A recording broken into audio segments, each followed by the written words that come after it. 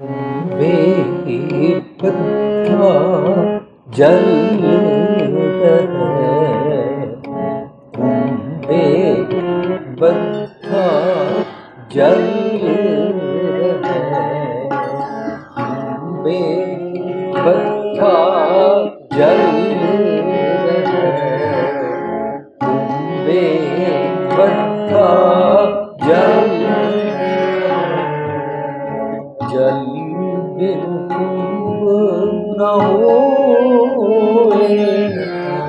जल बिन कुंभ न होए, कुंभे बत्ता जल है, कुंभे बत्ता जल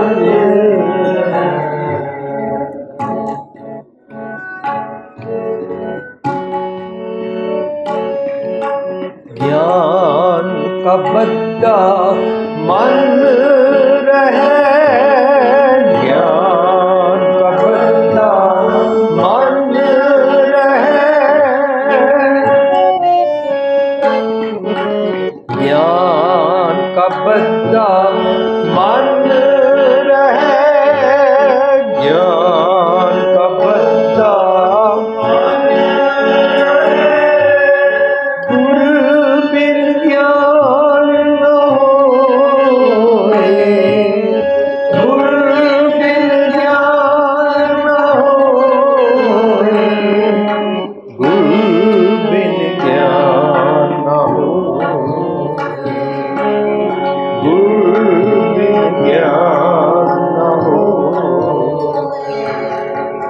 कुंभे बत्ता जल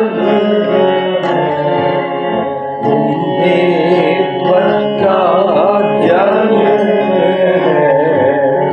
जल बिन कुंभ न होए, जल बिन कुंभ न होए, कुंभे बत्ता जल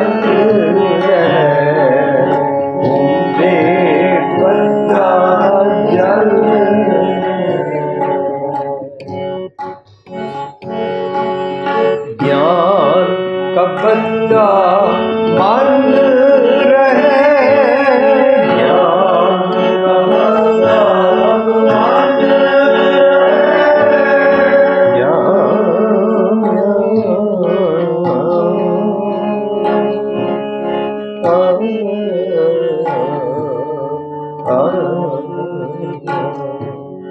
ज्ञान का बद्दा मन रहे, ज्ञान का बद्दा मन रहे, गुर बिन ज्ञान न होए, गुर बिन ज्ञान न होए, गुर बिन ज्ञान न होए, गुर बिन ज्ञान कुंभे बत्ता जल रहे, कुंभे बत्ता जल रहे, जल बिन कुंभ न होए, जल बिन कुंभ न होए, कुंभे बत्ता जल कुंभे बत्ता, कुंभे बत्ता, कुंभे बत्ता जल रहे।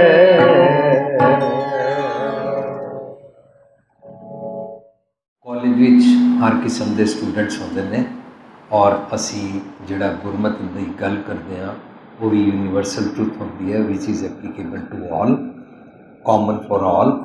इस करके असी कोशिश करते हैं कि बाणी चों इंसानियत का, मानवता का, ह्यूमैनिटी का मैसेज किस तरह सीखिए।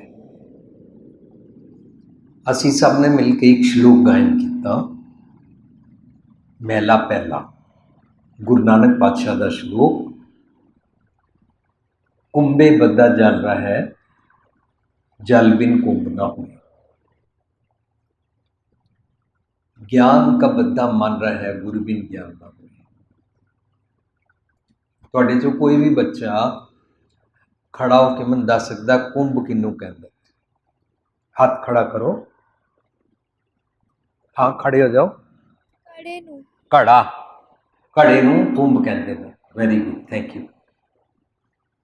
कुंभे बद्दा जल रहा है, जिहड़ा असीं पानी घड़े विच रखदे हां, ਉਹ ਅਸੀਂ ਉੱਥੇ ਰੋਕ ਪਾਉਂਦੇ ਹਾਂ ਉਹਨੂੰ ਘੜੇ ਦੇ ਕਾਰਨ। ਦੂਜੀ ਪੰਕਤੀ ਹੈ ਜਲ ਬਿਨ ਕੁੰਭ ਨਾ ਹੋਏ। ਲੇਕਿਨ ਜਿਹੜਾ ਉਹ ਘੜਾ ਬਣਦਾ ਹੈ ਉਹ ਮਿੱਟੀ ਔਰ ਪਾਣੀ ਦੇ ਨਾਲ ਰਲ ਕੇ ਬਣਾਇਆ ਜਾਂਦਾ ਹੈ। ਰਾਈਟ। ਗਿਆਨ का बद्दा मन रहा है, ਇਹਦਾ ਮਤਲਬ ਜਿਹੜੀ ਪਹਿਲੀ ਗੱਲ ਸਮਝਾਈ ਗਈ ਸੀ, ਪਹਿਲੀ ਗੱਲ ਐਗਜ਼ਾਮਪਲ ਸੀ। ਸਾਨੂੰ ਪਹਿਲੀ ਗੱਲ ਨਾਲ ਕੁਝ ਨਹੀਂ ਲੈਣਾ ਦੇਣਾ, ਉਹਦੇ 'ਚੋਂ ਸਿਰਫ ਇੱਕ ਤੱਤ ਦੀ ਗੱਲ ਨੂੰ ਸਮਝਣਾ ਹੁੰਦਾ ਹੈ। ਕਿਉਂਕਿ ਤੁਹਾਡੇ ਇੱਥੇ ਇਸ ਦਾ ਨਾਂ ਰੱਖਿਆ ਗਿਆ ਹੈ ਗੁਰੂ ਗ੍ਰੰਥ ਸਾਹਿਬ ਵਿਦਿਆ ਕੇਂਦਰ। ਸੋ ਤੁਸੀਂ ਗੁਰੂ ਗ੍ਰੰਥ ਸਾਹਿਬ ਦੀ ਬਾਣੀ ਪੜ੍ਹਦੇ ਹੋ, ਖੋਜਦੇ ਹੋ। ਅਸੀਂ ਰਲ ਕੇ ਸਾਂਝ ਕਰ ਸਕਦੇ ਹਾਂ ਕਿ ਸਾਨੂੰ ਬਾਣੀ 'ਚੋਂ ਤੱਤ ਮੀਨਸ ਐਸੈਂਸ अपने जीवन में उच्चा करने वास्ते किस तरह हीरे जवाहरात लभने होते हैं। जितना गहराई च असीं लभांगे उतना सानू बेनीफिट होएगा। साढ़े चारों पासे दुनिया है जो कहते हैं लगातार 51 101 अखंड पाठ कर लो या लड़ीवार इन्ने लाख पाठ कर लो तब बेनीफिट हो जाएगा। मैनू नहीं पता कि बेनीफिट हो जाएगा। तुहानू जे आप इस गल बारे विचार अपनी जगह करके लगता है तो तुहाडी अपनी मर्जी है। लेकिन जेकर असी स्कूल दी कॉलेज दी पढ़ाई विच उसनू लगातार लखां वारी पढ़ लीए और सानू गल ठीक तरीके नाल समझ ना आए तो उन्होंने तोता रटनी कहते। जे समझ आ जाए तो असी अपने जीवन विच प्रैक्टिकल जी सकते हैं। सही है, सुनो। जे समझ आ जाए तो असी प्रैक्टिकल जी सकते हैं। जे मान लिया मैं मैथमैटिक्स सीखिया, 10 चों 8 माइनस करो, कितने बचे? 10 चों -8 2 बचे। ठीक है। जे मनु अपने लाइफ विच किसी जगह 10 रुपये स्पेंड करने पैन और मेरा खर्चा 8 रुपये होए तो वो दुकानदार मनु किन्ने रुपये वापस करेगा? 2 रुपये। ਇਹਦਾ मतलब जो मैं सीखिया सी वो सिर्फ 10 में से 8 गए 2 होते हैं, ऐ नहीं सीखिया सी, बल्कि यह सीखिया सी कि प्रैक्टिकल लाइफ विच उन्होंने किस तरह अप्लाई करीदा। ठीक है ना, सौखा है ना एग्जाम्पल। इंज गुरु पातशाह कहते ने जो भी तू दुनिया का ज्ञान लैंदा है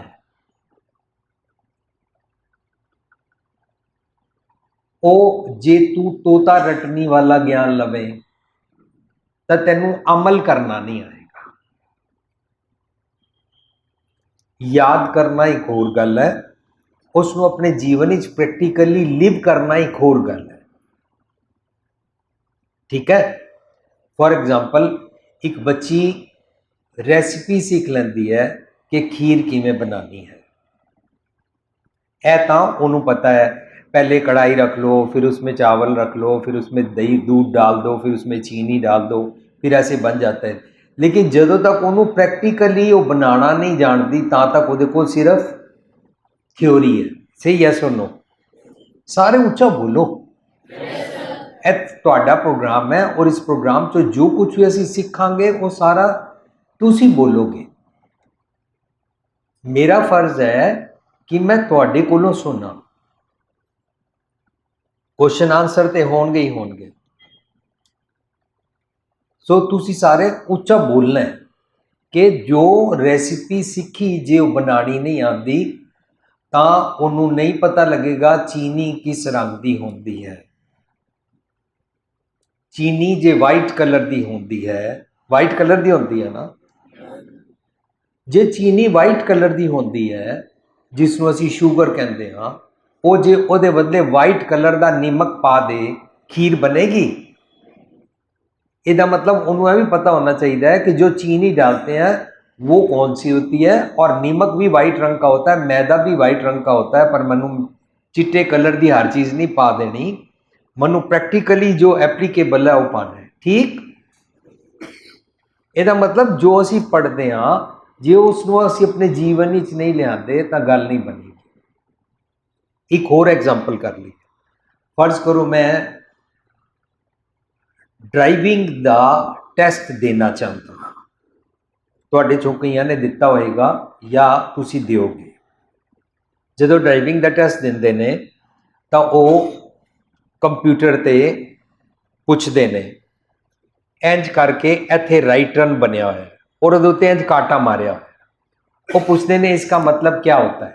ਤੁਹਾਡੇ 'ਚ ਕੋਈ ਬੱਚਾ खड़ा होके बोलो राइट टर्न बना हुआ है और उसके ऊपर काटा मारा हुआ है।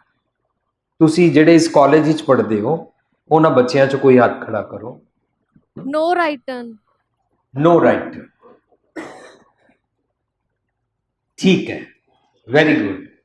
पर ਜਦੋਂ मैं कार ਚਲਾਵਾਂ ਮੈਨੂੰ एग्जाम ਵਿੱਚ ਤਾਂ ਇਹਦਾ मीनिंग ਲਿਖਣਾ ਆ ਜਾਵੇ नो राइट टर्न, पर कार ਚਲਾਉਣ ਵੇਲੇ ਜਿੱਥੇ ਉਹ ਸਾਈਨ ਲੱਗਾ ਹੋਵੇ ਉੱਥੇ मैं राइट टर्न कर ਜਾਵਾਂ और पुलिस वाला ਮੈਨੂੰ चलान कट्टे तो मैं उन्होंने सुना दिया इसका मतलब होता है नो राइट टर्न। तो जो मैनू नॉलेज है वो काम नहीं आई ना, या जो मैनू नॉलेज है उन्होंने मैं प्रैक्टिकल नहीं जीविया ना। ऊंचा बोलो बच्चे, नहीं जीविया ना। जे मैं नहीं जीविया तो नॉलेज मेरे काम की नहीं रही। ओनू कहते ने तोता रटनी। और तोतियां बारे मैं सुनिया है कि एक बारी कोई सियाने बंदे ने तोतियां नू समझाया, ओए तोतियो इत्थे एक शिकारी आएगा, तुहानू दाना पाएगा और तुसी दाना नहीं खाना। जे दाना खाने च मस्त हो जाओगे शिकारी तुहानू जाल च पा के लै जाएगा। सो सारे तोतियां ने इस गल नू पढ़ना शुरू कर दिता। एक शिकारी आएगा, दाना पाएगा, हमने नहीं खाना, खाएंगे तो वो पकड़ के।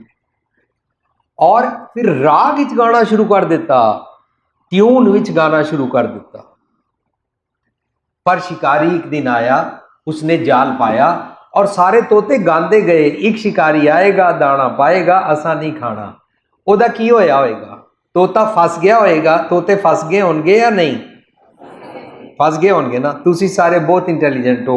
मैनू पता लगा इत्थे इन्होंने दसिया है कि 60 स्टूडेंट्स आए ने ਜਿਹੜੇ इंजीनियरिंग और मैडिकल की तैयारी ਵਿੱਚ भी हैं।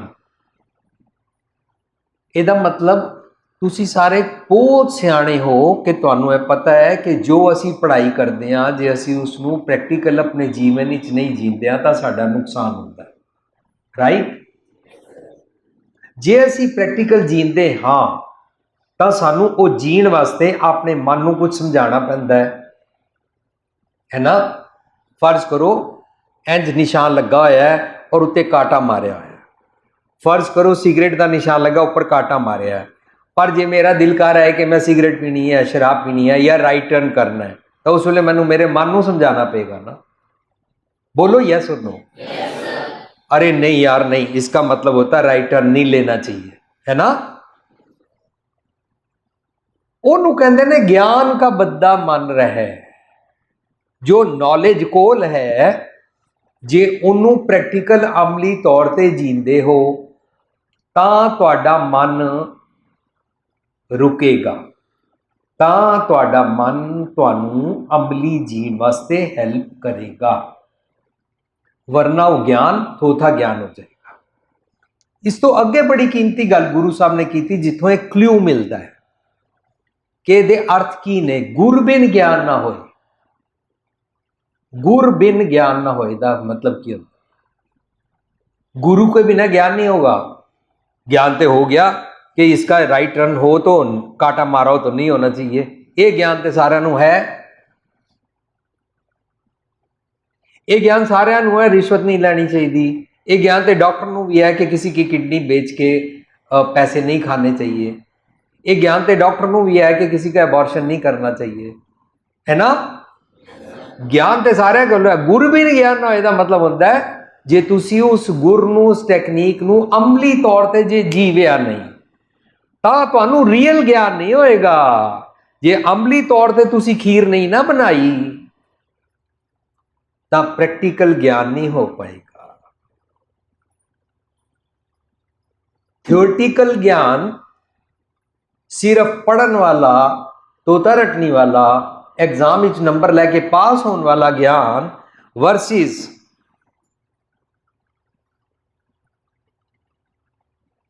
डॉक्टरी पास कर गया, MBBS पास कर गया और जदों दी हॉस्पिटल जॉब लगी तो उन्होंने ब्लड प्रेशर नापना नहीं आता सी। जे ब्लड प्रेशर नापना नहीं आता इसका मतलब उन्हें प्रैक्टिकल नहीं किया। सही है सुनो? उन्हें किताब में पढ़ा था ऐसे बाजू पर पट्टी बांधते हैं और फिर ऐसे पंप करते हैं और फिर ऐसे मीटर ऊपर हो जाता है, अगर 120 से ज़्यादा हो तो पेशेंट का बीपी हाई होता है। ऐ तो उन्हें पढ़िया सी लेकिन उन्हें बीपी नापना नहीं आता। क्यों? क्योंकि उसने प्रैक्टिकल, ऊंचा बोलो, प्रैक्टिकल नहीं किया। अज दे श्लोक गुरु साहब सानू यही सिखा रहे ने, कुंभे बद्दा जल रहा है, जल बिन कुंभ ना होए। घड़ा पानी नू रोक के रखता है लेकिन घड़ा उहदे नाल बनदा है। हुण साडा घड़ा साडी सोच नहीं, ये जल नाल बनेगी, संतोख दे जल नाल। जे असी प्रैक्टिकल तौर ते संतोखी, कंटेंटमेंट वाले, सबर वाले, टॉलरेंस वाले नहीं बनते ना ता साडा कुंभ बनेगा ही नहीं। मीन्स सानू प्रैक्टिकल जीवन जीना ही नहीं आएगा। हाउ टू फॉरगिव अदर्स, कैसे दूसरों को माफ करते हैं, जे प्रैक्टिकल नहीं पता तो forgiveness is very good idea, नाल फायदा कुछ नहीं होएगा। आज तुहानू कॉरपोरेट सैक्टर या वर्ल्ड वाइड कितने कंपनियां जान वास्ते वो कहते हैं 7 golden rules to enhance your personality, this and that, 13 golden rules. ਉਹਦੇ ਵਿੱਚ ਉਹਨਾਂ ਨੇ ਫॉरगिवनेस भी रखा होया है, लेकिन ਅਸੀਂ अपने डेली रूटीन जे फॉरगिवनेस नहीं करते, माफ नहीं करते, पुरानी एनमिटी नूं, पुरानी दुश्मनी नूं, पुरानी गलती नूं पालते रहते हैं, तो फिर ਅਸੀਂ ਉਹਨੂੰ प्रैक्टिकल, ऊंचा बोलो, नहीं किया। गुरु साहब स्ट्रेस दे रहे ने, कह रहे ने जिस तरह कड़ा बनता है और पानी ਉਹਦੇ ਵਿੱਚ रोक के रखते हैं, ज्ञान का बद्दा मन रहा है, इस तरह मन नूं ज्ञान नाल रोकिया जा सकता है। लेकिन असली ज्ञान तैनू तां होवेगा जदों तू उहनूं अमली तौर ते जीवेगा, जब तू उसको प्रैक्टिकल लिव करेगा। प्रैक्टिकल लिव दे जो ना साडी बीमारियां आ जांदियां ना, साडियां बीमारियां दे डॉक्टर की देखता है, कोई बच्चा बोलो खड़ा होके, साडी बीमारियां दे डॉक्टर की देखता है, सिम्पटम्स। Very good. और जो साडे चंगे गुण होंदे ने उन्हां नूं सिम्पटम्स नहीं कहंदे ने, चंगे गुणां नूं साइंस कहंदे ने, चंगे गुणां नूं लक्षण कहंदे ने। अच्छे लक्षण है इसके, करेक्ट। जे साडे घर विच साडी ਜਿਹੜੇ ਬੱਚੇ ਹੁੰਦੇ ਨੇ ਉਹਨਾਂ ਵਾਸਤੇ ਵਿਆਹ ਕੇ ਚਾਚੀ ਆ ਜਾਂਦੀ ਹੈ, ਥੋੜੇ ਵੱਡੇ ਹੁੰਦੇ ਨੇ ਉਹਨਾਂ ਵਾਸਤੇ ਭਰਜਾਈ ਆ ਜਾਂਦੀ ਹੈ, ਜਾਂ ਉਹਨਾਂ ਵਾਸਤੇ ਨਨਾਣ ਆ ਜਾਂਦੀ ਹੈ ਨਾ। ਇਹ ਰਿਸ਼ਤੇ ਨੇ ਨਾ ਸਾਡੇ। ਜੇ ਉਹ ਚੰਗੇ ਚੰਗੇ ਗੁਣਾਂ ਦੀ ਪ੍ਰੈਕਟਿਸ ਕਰਦੀ ਹੈ ਤਾਂ ਸਾਡੇ ਸਾਰੇ ਘਰਾਂ ਵਾਲੇ ਔਰ ਬਰਾਦਰੀ ਵਾਲੇ, ਮੁਹੱਲੇ ਵਾਲੇ ਕਹਿੰਦੇ ਨੇ ਜਿਹੜੀ ਕੁੜੀ ਇਹਨਾਂ ਦੇ ਘਰ ਆਈ ਹੈ ਉਹਦੇ लक्षण चंगे हन। करेक्ट। लक्षण का मतलब की है, कोई बच्चा बोलो, उच्चा बोलो जल्दी। लक्षण का मतलब की है, ओदी प्रैक्टिकल लिविंग है ना यार, बुच्चा बोलो ना, कम ऑन। ओदे जेड़े प्रैक्टिकल गुण मैनीफेस्ट होके बाहर आते ने ਉਹ ਚੰਗੇ ਨੇ, ਉਹਨਾਂ ਨੂੰ ਲੱਛਣ ਕਹਿੰਦੇ ਨੇ। ਸੋ ਮੇਰੇ ਵੀਰ ਜੀ ਨੇ, ਮਹਿੰਦਰਪਾਲ ਸਿੰਘ ਜੀ ਨੇ ਤੁਹਾਡੇ ਨਾਲ ਇੱਕ ਬ੍ਰਹਮ ਗਿਆਨੀ ਦਾ ਸਬਜੈਕਟ ਛੇੜ ਲਿਆ। ਬ੍ਰਹਮ ਗਿਆਨੀ ਦੇ ਅਰਥ ਸਮਝੀਏ ਮਾਨਯੋਗ ਬਜ਼ੁਰਗਾਂ ਨੇ ਬੋਲਿਆ ਬ੍ਰਹਮ ਗਿਆਨੀ ਆਪ ਪਰਮੇਸ਼ਰ, ਇਹਦਾ ਮਤਲਬ ਗੁਰਬਾਣੀ ਮੁਤਾਬਕ ਗੁਰਬਾਣੀ ਚੋਂ ਅਰਥ ਲੱਭਣੇ ਚਾਹੀਦੇ ਨੇ, ਔਰ ਗੁਰਬਾਣੀ ਮੁਤਾਬਕ ਅਰਥ ਬਣਦੇ ਨੇ ਬ੍ਰਹਮ ਗਿਆਨੀ ਕੋਈ ਚੀਜ਼ ਹੈ, ਕੋਈ ਅਵਸਥਾ ਹੈ, ਲੇਕਿਨ ਬ੍ਰਹਮ ਗਿਆਨੀ ਜੇ ਕਿਸੇ ਨੂੰ ਲੇਬਲ ਕੀਤਾ ਜਾਏ ਤੇ ਉਹ ਰੱਬ ਹੁੰਦਾ ਹੈ। ਕਿਉਂ? ਸੈਕਿੰਡ ਉਹਦਾ ਰੀਇਨਫੋਰਸਮੈਂਟ, ब्रह्म ज्ञानी सब सृष्टि का करता। कोई मनुख का नाम ब्रह्म ज्ञानी रख देंगे, वो सृष्टि नहीं बनाता, बनाता है सृष्टि का क्रिएटर कौन है? रब जी। ਇਹਦਾ मतलब ब्रह्म ज्ञानी आप परमेश्वर। सानू गल पल्ले बननी है और किसी मनुख ਨੂੰ ब्रह्म ज्ञानी नहीं समझना। जिसका पुराना ना हज़ारां साल तो ब्रह्मचारी पाया सी, ਉਹਦਾ ਨਾਂ ਅਸੀਂ ब्रह्म ज्ञानी रख लिया और ਅਸੀਂ सोच लिया ब्रह्म ज्ञानी मतलब ਜਿਹੜਾ ਵਿਆਹ नहीं करांदा। अच्छा जे तुहाडी मम्मी विआह ना करांदी तुसी पैदा होंदे? बोलो यस और नो। सो तुहाडी मम्मी ने पाप कीता है? तुहाडी मम्मी ने अपना जिंदगी दा कीमती समा लगा के वड्डे हो के विआह करा के अपना जोबन वार के तुहानू पैदा कीता। तुहाडी मम्मी ने तो फिर जे ब्रह्म ज्ञानी दी असीं ओह वाली एग्जाम्पल भी जो विआह नहीं करांदे सैलीबेसी च रहिंदे ने उन्हां नू ब्रह्म ज्ञानी कहंदे ने, तां गलत कर दिता ना फिर ते। इस तरह बच्चे सोचते हाँ असी बाणी की एक एक टर्म, एक एक सब्जैक्ट, एक एक नाउन, एक एक प्रोनाउन, एक एक एक्शन, एक एक अखर दे बारे उहदी पहला कैमिस्ट्री नूं समझते हाँ, फिर असी उहदे अर्थां नूं समझते हाँ और ज्यों ज्यों समझ आते हैं त्यों त्यों साडा अपना जीवन उच्चा होंदा है। जिवें कि अज दे श्लोक विच आया, ज्ञान का बद्दा मन रहे गुर बिन ज्ञान ना होए। हुण असी कोल बाणी चो पंक्ति पढ़ते हैं, विद्या विचारी तां परोपकारी। ਇਹਦਾ मतलब पता क्या होता है? अगर तुमने पढ़ाई कर लिया तो तुम परोपकारी हो गए? नो। अगर तुमने कोई स्कूल कॉलेज खोल दिया तो क्या तुम परोपकारी हो गए? नो। विद्या विचारी तां परोपकारी का मतलब है जो तू पढ़िया है वो पढ़ के ਉਹਦੀ विचार करन तो बाद जे तू दयावान हो गया है,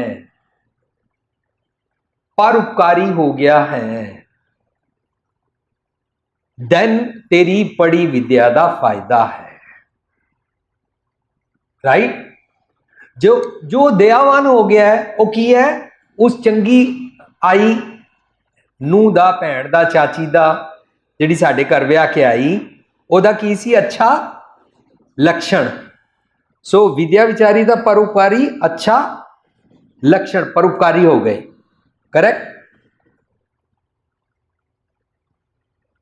ਇਹਦਾ मतलब ਉਹਦਾ श्लोक पढ़ के देखिए, ਉਹਦਾ श्लोक है, श्लोक मन साचा मुख साचा सोए, अवर ना पेख है एक हसबिन कोए। अगे उन समझण वाली गल किथे है? नानक ये लक्षण, आस्था बोलो, नानक ये लक्षण, लक्षण की असी गल की है? Practical living. ब्रह्म ज्ञानी होए, ब्रह्म दे ज्ञान दे नाल ए वाले लक्षण बनते हैं। ਇਹਦਾ मतलब जो असी पढ़िया वो पढ़ के अपने मन नूं समझाया, मन नूं समझा के असी उन्होंने प्रैक्टिकल लिविंग की ना, ये जिहड़े लक्षण बने किहदे नाल बने? जो असी पढ़िया कि असी ब्रह्म का ज्ञान। ਇਹਦਾ मतलब अपनी चंगे गुणा की जीवनी बनाने वास्ते जिस नॉलेज नूं लैंदे हाँ उन्हों ब्रह्म का ज्ञान कहते हैं। नानक ये लक्षण ब्रह्म ज्ञानी होए, ज्ञानी होए का मतलब है उस ज्ञान दे नाल होए होंदा है। क्लियर? सो मेरी तुहानू रिक्वेस्ट है कि बाणी नूं आस्ता आस्ता रुक रुक के समझ समझ के खोज खोज के पढ़िया करो। जो मनुख खोज के पढ़ता है ਉਹਦਾ अपना प्रैक्टिकल जीवन हो जाता है। क्योंकि अज दे साडे सबजैक्ट विच असीं समझिया प्रैक्टिकल जीवन चंगे लक्षण होंदे ने और चंगे लक्षण बिना गुर बिन ज्ञान, रियल ज्ञान प्राप्त नहीं हो, गुरु बिन ज्ञान ना होए। राइट? हुण खुल के जैसा भी तुसी क्वेश्चन करना करो, असी रल के सांझ करांगे कि इहदा आंसर की हो सकता है। ਕੀ ਨਿਰਵੈਰ ਦੇ ਵਿੱਚ ਦਇਆ ਸਮਾਈ ਹੋਈ ਹੈ ਜੀ? ਵਾਹ। ਜੇ ਦਇਆ ਸਮਾਈ ਹੈ ਜੀ, ਤਾਂ ਜੇ ਕੋਈ ਆਪਣੇ ਉੱਪਰ ਹਮਲਾ ਕਰ ਰਿਹਾ ਤਾਂ ਆਪਾਂ ਉਸ ਦਾ ਜਵਾਬ ਨਹੀਂ ਦੇ ਰਹੇ, ਤਾਂ ਅਸੀਂ ਉਹਦੇ 'ਤੇ ਦਇਆ ਕਰ ਰਹੇ ਹਾਂ। ਜਿਸ ਤਰ੍ਹਾਂ ਗੁਰੂ ਗੋਬਿੰਦ ਸਾਹਿਬ ਜੀ ਨੇ ਕਿੰਨੇ ਜੰਗਾਂ ਯੁੱਧਾਂ ਦੇ ਉਹਨਾਂ ਨੂੰ ਉੱਤਰ ਦਿੱਤੇ, ਜਿਹੜੇ ਹਮਲਾਵਰਾਂ ਨੇ ਉਹਨਾਂ 'ਤੇ ਹਮਲਾ ਕੀਤਾ ਅਤੇ ਉਹਨਾਂ ਨੂੰ ਉੱਤਰ ਦਿੱਤੇ, ਫਿਰ ਉਸ ਸਮੇਂ ਉਹਨਾਂ ਨੇ ਦਇਆ ਨਹੀਂ ਕੀਤੀ ਉਹਨਾਂ 'ਤੇ। ਤੁਹਾਡਾ ਕੀ ਨਾਮ ਸੀ? ਮੈਂ ਜਾਣਨਾ ਚਾਹੁੰਦੀ ਹਾਂ ਜੀ ਵੀ ਨਿਰਵੈਰ ਦੇ ਵਿੱਚ ਦਇਆ ਸਮਾਈ ਹੋਈ ਹੈ ਤਾਂ ਕਿਵੇਂ ਨੇ? ਮੈਂ ਤੁਹਾਡਾ ਨਾਮ ਨਹੀਂ ਸੀ। ਸੰਦੀਪ ਕੌਰ। ਹਾਂ ਸੰਦੀਪ ਕੌਰ, ਬੱਚੇ ਤੁਹਾਡਾ ਕੁਐਸਚਨ ਬੜਾ ਅੱਛਾ ਹੈ, ਲੇਕਿਨ ਅਸੀਂ ਜਦੋਂ ਸਿੱਖਦੇ ਹਾਂ ਤਾਂ ਅਸੀਂ ਸਿੱਖਣ ਵੇਲੇ ਨਿਰਵੈਰ ਅਵਸਥਾ ਸਿੱਖਾਂਗੇ ਕਿ ਨਹੀਂ ਸਿੱਖਾਂਗੇ? ਹਾਂਜੀ। ਸਿੱਖਾਂਗੇ ਕਿ ਜਦੋਂ ਨਿਰਵੈਰ ਅਵਸਥਾ ਪ੍ਰੈਕਟਿਸ ਕਰਨ ਲੱਗ ਪਾਂਗੇ ਨਾ ਤਾਂ ਸਾਨੂੰ ਨੌ ਗੁਰੂਆਂ ਦੀ ਬਾਣੀ ਸਮਝਾਉਣੀ ਸ਼ੁਰੂ ਹੋ ਜਾਂਦੀ। ਠੀਕ ਹੈ, ਤਾਂ ਨੌ ਗੁਰੂਆਂ ਦੀ ਬਾਣੀ ਵਿੱਚ ਅਸੀਂ ਨਿਰਵੈਰ ਸਿੱਖਣਾ ਹੈ ਤਾਂ ਆਸਤਾ ਆਸਤਾ ਫਿਰ ਇਹ ਵੀ ਸਮਝ ਆ ਜਾਏਗਾ ਕਿ ਜੋ ਮੇਰੇ ਨਾਲ ਵੈਰ ਕਰ ਰਿਹਾ ਮੈਨੂੰ ਉਹਦੇ ਨਾਲ ਕਿਸ ਤਰ੍ਹਾਂ ਡੀਲ ਕਰਨਾ। ਠੀਕ ਹੈ, ਪਰ ਜਿਹੜੇ ਚੰਗੇ ਚੰਗੇ ਗੁਣਾਂ ਦੇ ਲੱਛਣ ਨੇ ਉਹਨਾਂ ਦੀ ਅਸੀਂ ਪ੍ਰੈਕਟਿਸ ਕਰਾਂਗੇ ਕਿ ਨਹੀਂ ਕਰਾਂਗੇ? ਹਾਂਜੀ। ਸੋ ਜਿਹੜਾ ਦਸਮ ਪਾਤਸ਼ਾਹ ਦਾ ਇਤਿਹਾਸ ਹੈ ਨਾ, ਉਸ ਇਤਿਹਾਸ ਨੂੰ ਸਮਝਣ ਵਾਸਤੇ, ਉਹ ਵਾਲੀ ਜੀਵਨ ਜਾਚ ਸਿੱਖਣ ਵਾਸਤੇ ਪਹਿਲਾਂ ਅਸੀਂ ਨੌ ਗੁਰੂਆਂ ਦੀ ਬਾਣੀ ਦੀ ਪ੍ਰੈਕਟੀਕਲ ਲਿਵਿੰਗ ਨੂੰ ਸਿੱਖਦੇ ਹਾਂ ਨਾ। ਸੋ ਅਸੀਂ ਤਾਂ ਅੱਜ ਬਾਣੀ ਦੀ ABC ਊੜਾ ਐੜਾ ਸਿੱਖ,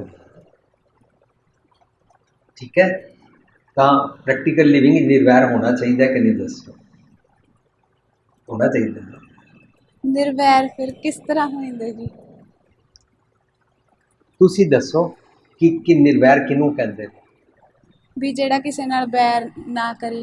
ਤਾਂ ਤੁਸੀਂ ਦੱਸੋ, ਗੁਰੂ ਗੋਬਿੰਦ ਸਿੰਘ ਪਾਤਸ਼ਾਹ ਨੇ ਕਿਸੇ ਨਾਲ ਵੈਰ ਰੱਖਿਆ ਸੀ? ਉਹੀ ਪੁੱਛ ਰਹੀ ਹਾਂ ਜੀ ਵੀ ਉਹਨਾਂ ਨੇ ਉਹ ਨਿਰਵੈਰ ਸੀ, ਹੈ ਨਾ? ਬਸ ਐਸੀ ਆਈ ਸੀ। ਸਾਨੂੰ ਗੁਰੂ ਨੇ ਜੋ ਜਾਚ ਸਿਖਾਈ ਹੈ ਅਸੀਂ ਪਹਿਲਾਂ ਉਹ ਸਿੱਖ ਲਿਆ। ਜਦੋਂ ਅਸੀਂ ਉਹਨੂੰ ਪ੍ਰੈਕਟੀਕਲ ਜੀਵਨ ਜੀਣ ਲੱਗ ਪੈਂਦੇ ਹਾਂ ਨਾ, ਫਿਰ ਸਾਡੇ ਜੀਵਨ ਵਿੱਚ ਕੋਈ ਸਾਡੇ ਨਾਲ ਵੈਰ ਕਮਾਉਂਦਾ ਹੈ ਤਾਂ ਫਿਰ ਸਾਨੂੰ ਅੰਦਰੋਂ ਸਮਝ ਆਉਂਦੀ ਹੈ ਕਿ ਮੈਨੂੰ ਉਹਦੇ ਨਾਲ ਕਿਸ ਤਰ੍ਹਾਂ ਕਰਨਾ। ਠੀਕ ਹੈ, ਠੀਕ ਹੈ ਜੀ। ਵਾਹਿਗੁਰੂ ਜੀ ਕਾ ਖਾਲਸਾ ਖਾਲਸਾ। ਵਾਹਿਗੁਰੂ ਜੀ ਕਾ ਖਾਲਸਾ, ਵਾਹਿਗੁਰੂ ਜੀ ਕੀ ਫਤਿਹ। ਮੇਰੇ ਸਵਾਲ 3 ਨੇ, ਮੈਂ ਚਾਹੁੰਦੀ ਹਾਂ ਤੁਸੀਂ ਉਹਨਾਂ ਦਾ ਉਹਦੇ ਜਿੱਦਾਂ ਮੈਂ ਪੁੱਛਾਂ ਉੱਦਾਂ ਹੀ ਜਵਾਬ ਦਿਓ। ਪਹਿਲਾ ਸਵਾਲ ਇਹ ਹੈ ਕਿ ਮੈਂ ਆਪਣੇ ਭੂਤਕਾਲ ਦੇ ਵਿੱਚ ਕੀਤੀਆਂ ਗਲਤੀਆਂ ਦਾ ਪਛਤਾਵਾ ਕਿਉਂ ਕਰਾਂ? ਮਤਲਬ ਜੇ ਮੈਨੂੰ ਹੁਣ ਪਤਾ ਹੈ ਕਿ ਮੈਂ ਗਲਤੀ ਕੀਤੀ, ਇਸ ਵਕਤ ਮੈਂ ਉਸ ਗੱਲ ਦਾ ਪਛਤਾਵਾ ਕਿਉਂ ਕਰਾਂ ਜਦ ਇੱਕ ਵਾਰੀ ਮੇਰੀ ਸੋਚ 'ਚ ਆ ਗਿਆ ਕਿ ਹਾਂ I did something wrong on that ਡੇ। ਪਛਤਾਵਾ ਕਿਉਂ ਕਰਾਂ ਜਾਂ ਕਿਵੇਂ ਕਰਾਂ? ਕਿਉਂ ਕਰਾਂ? ਕਿਉਂ ਕਰਾਂ? ਹਾਂ। ਕੌਣ ਕਹਿੰਦਾ ਕਰੋ? ਮੇਰਾ ਕੀ ਨਾਮ? ਮੇਰਾ ਨਾਮ ਜਿੰਦਰ ਕੌਰ। ਜਿੰਦਰ। ਹਾਂਜੀ। ਜਿੰਦਰ ਬੱਚੇ, ਤੁਹਾਨੂੰ ਕਿਸ ਨੇ ਕਿਹਾ ਕਿ ਪਛਤਾਵਾ ਕਰੋ? ਮੇਰਾ ਅੰਦਰ ਕਹਿ ਦਿੰਦਾ ਕਿ ਹਾਂ, ਮੈਨੂੰ ਕੋਈ ਕਹਿ ਦਿੰਦਾ, ਮਤਲਬ ਹਾਂ ਮੈਨੂੰ ਕਰਨਾ ਚਾਹੀਦਾ। ਪਛਤਾਵਾ? ਹਾਂ, ਮੈਂ ਪਛਤਾਵਾ। ਨਹੀਂ, ਪਛਤਾਵਾ ਕੋਈ ਚੀਜ਼ ਨਹੀਂ ਹੁੰਦੀ। ਪਛਤਾਵਾ गिल्ट ਹੁੰਦਾ, ਰਿਗਰੈਟ ਹੁੰਦਾ। ਸੋ ਸਹੀ ਮੈਨੇ ਉਸ ਤੋਂ ਛੁੱਟਣਾ ਹੋਵੇ ਨਾ, ਜੋ ਅਸੀਂ ਗਲਤੀ ਕੀਤੀ ਹੈ ਉਹ ਸਾਡੇ ਦਿਮਾਗ ਵਿੱਚ ਹੈ, ਸਾਡੀ ਮੈਮਰੀ 'ਚ ਹੈ, ਉਹ ਓਮਿਟ ਨਹੀਂ ਨਾ ਕਰ ਸਕਦੇ, ਪਰ ਉਸ ਨੂੰ ਇਸ ਤਰ੍ਹਾਂ ਬੌਦਰ ਨਾ ਕਰੇ, ਮੁੜ ਕੇ ਅਸੀਂ ਨਹੀਂ ਕਰਨਾ, ਬਸ ਵੈਰੀ ਸਿੰਪਲ। ਬਾਕੀ ਜੋ ਪਾਸਟ ਬੀਤ ਗਿਆ ਬੀਤ ਗਿਆ। ਇਟ ਇਜ਼ ਵੈਰੀ ਗੁੱਡ ਅਵਸਥਾ ਬੱਚੇ ਕਿ ਤੁਹਾਨੂੰ ਇਹ ਫੀਲ ਆਉਂਦੀ ਹੈ ਕਿ ਮੈਂ ਕੁਝ ਗਲਤ ਕੀਤਾ ਸੀ, ਯੂ ਆਰ ਬਲੈਸਡ। ਮੁੜ ਕੇ ਉਹ ਨਹੀਂ ਕਰ, ਬਸ। ਪਰ ਇੱਕ ਗੱਲ ਹੈ ਕਿ ਅੰਦਰ ਇੰਨਾ ਕਠੋਰ ਹੈ ਨਾ, ਇੰਨਾ ਰਿਜਿਡ ਹੈ ਨਾ ਕਿ ਉਹ ਗਲਤੀ ਬਾਰ-ਬਾਰ ਕਰਦਾ ਹੈ। ਇਹ ਪਤਾ ਹੋਣ ਦੇ ਬਾਵਜੂਦ ਵੀ ਤਾਂ ਹੀ ਮੈਂ ਸੋਚਦੀ ਹਾਂ ਕਿ ਇੱਕ ਵਾਰੀ ਬੈਠ ਕੇ ਨਾ ਚੰਗਾ ਜਿਹਾ ਰੋ ਲਿਆ ਜਾਵੇ, ਸ਼ਾਇਦ ਅੰਦਰ ਪਤਾ ਲੱਗ ਜੇ ਕਿ ਕੁਝ ਗਲਤ ਕੀਤਾ। ਤੁਸੀਂ ਰੋ ਕੇ ਦੇਖੋ, ਰੋ ਕੇ ਦੇਖ ਕੇ ਪਛਤਾਵਾ ਕਰਕੇ ਵੀ ਲੋਕੀ ਪਛਤਾਵਾ ਕਰਨ ਵਾਸਤੇ ਕਿਤੇ ਸੁਖਣਾ ਸੁੱਖ ਲੈਂਦੇ ਨੇ, ਕਿਤੇ ਨੰਗੇ ਪੈਰ ਚਲੇ ਜਾਂਦੇ ਨੇ, ਕੋਈ ਯਾਤਰਾ 'ਤੇ ਚਲੇ ਜਾਂਦੇ ਨੇ, ਕਿਸੇ ਜਗ੍ਹਾ ਪ੍ਰਸ਼ਾਦ ਚੜ੍ਹਾ ਲੈਂਦੇ ਨੇ ਪਛਤਾਵੇ ਵਾਸਤੇ। ਅੱਛਾ ਇਹ ਗਲਤੀ ਹੋ ਗਈ ਸੀ, ਮਾफ़ ਕਰਾਉਣ ਵਾਸਤੇ ਇਹ ਕਰ ਲਾਂਗੇ, ਅੱਛਾ ਮੈਂ ਸਹੁੰ ਚੁੱਕਦਾ ਹਾਂ, ਸਮਥਿੰਗ ਲੋਕੀ ਬੜਾ ਕੁਝ ਕਰਦੇ ਨੇ, ਲੇਕਿਨ ਫਿਰ ਉਹ ਮਿਸਟੇਕ ਕਰ ਲੈਂਦੇ ਨੇ ਨਾ। ਅਲਟੀਮੇਟ ਰਿਜ਼ਲਟ ਇਹ ਨਿਕਲੇਗਾ ਕਿ ਮੁੜ ਕੇ ਉਹ ਵਾਲਾ ਗਲਤ ਕੰਮ ਮੈਨੂੰ ਨਹੀਂ ਕਰਨਾ। ਕਹਿਣਾ ਸੌਖਾ ਜਿਹਾ ਲੱਗਦਾ ਹੈ ਕਿ ਮੈਨੂੰ ਇਹ ਗਲਤ ਕੰਮ ਨਹੀਂ ਕਰਨਾ। ਫਿਰ ਜੇ ਰੋਣਾ ਸੌਖਾ ਲੱਗਦਾ ਤੇ ਰੋ ਲਓ। ਕੱਲ ਮੈਂ just I mean to say, if I want to regret on my mistake, You want to regret? yeah, I want to You are regret. already regretting. No, I'm not regretting. I'm smiling on my mistake that, yeah, I did something wrong on that day and I'm happy. Okay. So Yeah, keep, I'm saying- keep doing it then. I don't know, will I ਤੁਹਾਡਾ weep or ਅੰਦਰਲਾ not? ਤੁਹਾਨੂੰ ਕਹਿ ਰਿਹਾ ਹੈ ਕਿ you did something wrong. Yeah, ਉਹ ਅੰਦਰਲਾ ਕੌਣ ਹੈ? ਉਹ ਬ੍ਰਹਮ ਦਾ ਗਿਆਨ ਹੈ, ਪਤਾ। ਉਹ ਰੱਬ ਜੀ ਨੇ। ਜਿਹੜੀ ਅੰਦਰ ਦੀ ਆਵਾਜ਼ ਆ ਰਹੀ ਹੈ ਨਾ, ਉਹ ਜਿੰਦਰ ਦੀ ਆਪਣੀ ਆਵਾਜ਼ ਨਹੀਂ ਆ ਰਹੀ, ਉਹ ਰੱਬ ਜੀ ਦੀ ਆਵਾਜ਼ ਆ ਰਹੀ ਹੈ। ਰੱਬ ਜੀ ਤੁਹਾਨੂੰ ਅੰਦਰੋਂ ਇਨਸਪਾਇਰ ਕਰ ਰਹੇ ਨੇ, ਤੁਹਾਨੂੰ ਇਹ ਸੋਝੀ ਦਿਵਾ ਰਹੇ ਨੇ। ਇਹਨੂੰ ਵਿਵੇਕ ਬੁੱਧੀ ਕਹਿੰਦੇ ਨੇ। ਤੁਹਾਨੂੰ ਸੋਝੀ ਦਿਵਾ ਰਹੇ ਨੇ what is right, what is wrong. ਲੇਕਿਨ ਹੁਣ ਇਹਦੇ ਉੱਤੇ ਪ੍ਰੈਕਟੀਕਲ ਬੱਚੇ ਤੁਸੀਂ ਕਰਨਾ ਹੈ ਕਿ ਮੈਨੂੰ ਠੀਕ ਹੈ ਰੋਂਗ ਸਮਝ ਆ ਗਿਆ, ਅੱਗੋਂ ਤੋਂ ਮੈਂ ਨਹੀਂ ਕਰਾਂਗਾ, ਹੈ ਨਾ।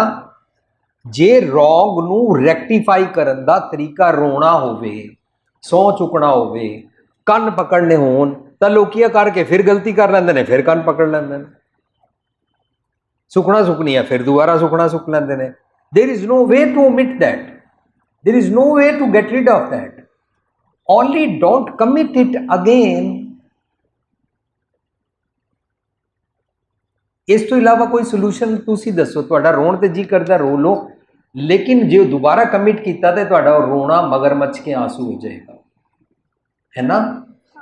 ਔਰ ਤੁਸੀਂ ਜਿੰਨਾ ਸਿੰਸੀਅਰਲੀ ਕੁਐਸਚਨ ਕਰ ਰਹੇ ਹੋ ਨਾ, ਮੈਨੂੰ ਨਹੀਂ ਲੱਗਦਾ ਤੁਸੀਂ ਦਿਖਾਵਾ ਕਰ ਰਹੇ ਹੋ, ਮੈਨੂੰ ਨਹੀਂ ਲੱਗਦਾ ਕਿ ਤੁਸੀਂ ਮਗਰਮੱਛ ਕੇ ਆंसू ਕਹਿ ਰਹੇ ਹੋ। You really want to get rid of that, isn't it? Yeah. है ना। ਇੱਕ ਹੱਲ ਦੇਵੋ, I want a solution for my mistakes. ਥੋੜਾ ਜਿਹਾ ਮਾਈਕ ਦੋਨੋਂ ਅਗਰ ਮਾਈਕਾਂ ਦੇ ਨੇੜੇ ਹੋ। ਮੈਂ ਚਾਹੁੰਦੀ ਹਾਂ ਕਿ ਮੈਂ ਜੋ ਗਲਤੀ ਕੀਤੀ, ਜਿਹੜੀਆਂ ਮਿਸਟੇਕਸ ਮੈਂ ਕਮਿਟ ਕੀਤੀਆਂ, ਅਗਰ ਉਹ ਦੁਬਾਰੇ ਨਿਉਤਾ ਲੈ ਕੇ ਆਉਂਦੀਆਂ ਨੇ ਕਿ ਆ ਕਮ ਅਗੇਨ ਐਂਡ ਡੂ ਅਸ, ਤਾਂ ਮੈਂ ਕੀ ਕਰਾਂ?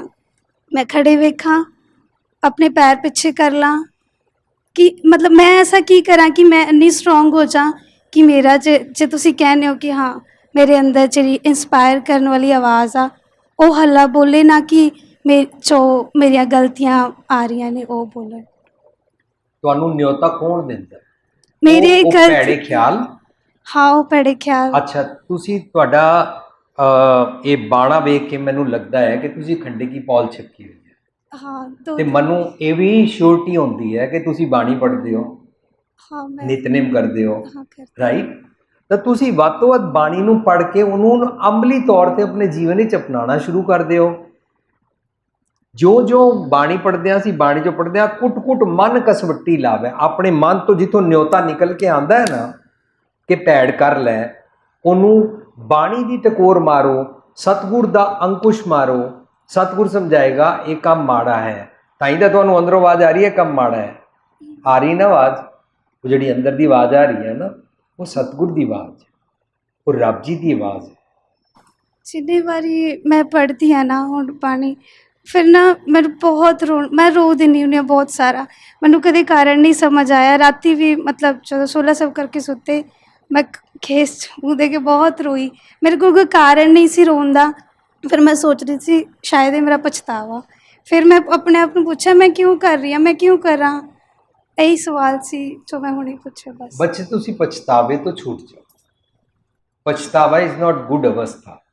Rather to know about what you did is good ਅਵਸਥਾ, ਐਂਡ ਦੈਨ ਅੱਗੇ ਫਾਰਵਰਡ ਹੋਵੋ ਕਿ ਮੈਂ ਮੁੜ ਕੇ ਇਹ ਨਹੀਂ ਕਰਨਾ। ਔਰ ਜੋ ਉਹਦੇ ਵਾਸਤੇ ਤਰੀਕਾ ਹੈ, ਅੰਦਰੋਂ ਆਵਾਜ਼ ਭੈੜੇ ਦੀ ਆ ਰਹੀ ਹੈ, ਨਿਉਤਾ ਉਹ ਰੱਬ ਜੀ ਦੀ ਨਹੀਂ ਹੈ, ਉਹ ਡੀਮਨ ਥਾਟ ਹੈ, ਉਹ ਜਮ ਦੀ ਆਵਾਜ਼ ਹੈ ਨਾ। ਜਮ ਦੀ ਆਵਾਜ਼ ਨੂੰ ਦਬਾਇਆ ਨਹੀਂ ਜਾ ਸਕਦਾ। You can not suppress evil thoughts coming to you, correct. ਉਸ ਵੇਲੇ ਕੀ ਕਰਦੇ ਹਾਂ ਅਸੀਂ? ਉਸ ਵੇਲੇ ਅਸੀਂ ਗੁਰਪ੍ਰਸਾਦ ਵਾਲੇ ਪ੍ਰਾਪਤ ਚੰਗੇ ਚੰਗੇ ਗੁਣਾਂ ਉੱਤੇ ਕੰਮ ਕਰਦੇ ਹਾਂ।